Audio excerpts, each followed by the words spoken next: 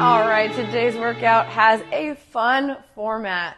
This format has been brought to us by CrossFit.com. Now, the movements have changed from that workout, but the format remains the same. The workout today is going to start off with part one, and then we'll go into part two. Part one, you'll go ahead and go every 2 minutes for 5 sets. We're going to get on the rower, and it's going to be a 30-second max effort calorie row. All right, you'll rest the remaining 90 seconds, and then we'll repeat that 5 times, accruing as many calories as you can.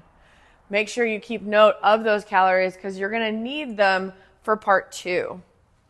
In part two, and that's going to start at the 10-minute mark, you're going to go ahead and complete 5 rounds of 20 air squats and 10 power cleans.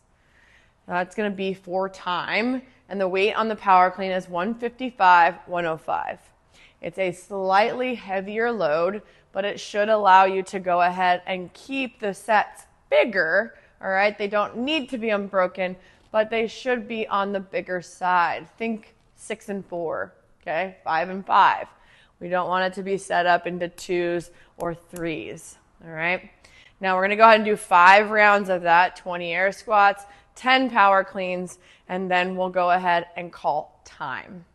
For every calorie that you earned in part one, we're going to go ahead and subtract 1 second on your time for part two. Okay. So if your time was 10 minutes for part two and you got 60 calories, your new time is 9 minutes. All right, so it pays to really give a strong effort here on that rower for that part one, okay?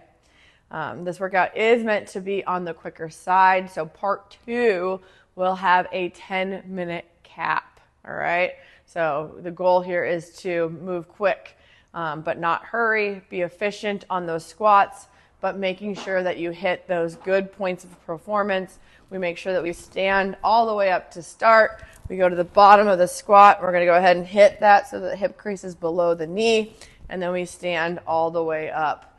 For some of you who are a narrow squatter, if you're not getting below parallel, take that stance, widen it out first, and see if you can get that depth.